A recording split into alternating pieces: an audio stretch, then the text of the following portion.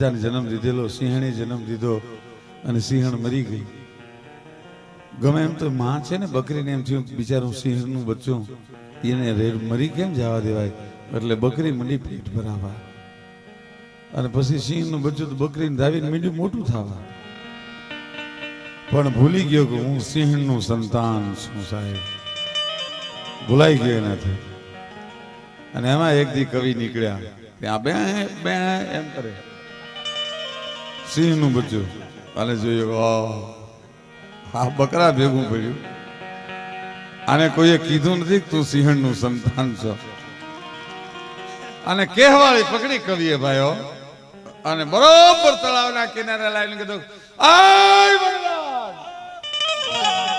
તારો બાપ કોણ, તારી માં કોણ ભલા માણસ, તારે એક જણ ખાંભળે ત્યાં હાથણીના ગર્ભ ગળી જાય, બકરાની ભેગી શરમ નથી આવતી।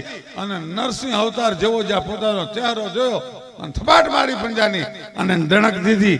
સાહેબ એમ બકરીઓના ટોળા ભેળા ભળેલા ને અમારે હવે કહેવાની ફરજ આવી ગઈ છે કે તમે સિંહના સંતાન છો, ક્યાં સુધી બકરીઓની ભેગા ફરશો, મારી કહેવાની ફરજ આવી ગઈ છે। हाय हुई हद्दी राजपूत भैया रद्दी, त्यारे सिंहन की गद्दी पर श्यालिया मुसद्दी है। हाँ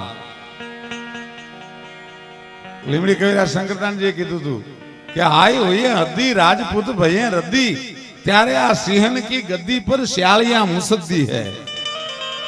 આ શ્યાલિયા મુસદ્દી થઈ ગયા છે। જગા ભગન જંબુરિયા ધારા સભાએ ઢળે, પછી દરના અકલના દળે એને કામ ઠપકો કાબાવું, એને કહેવું શું, અમે તો આવું માનીએ છીએ ભાઈઓ।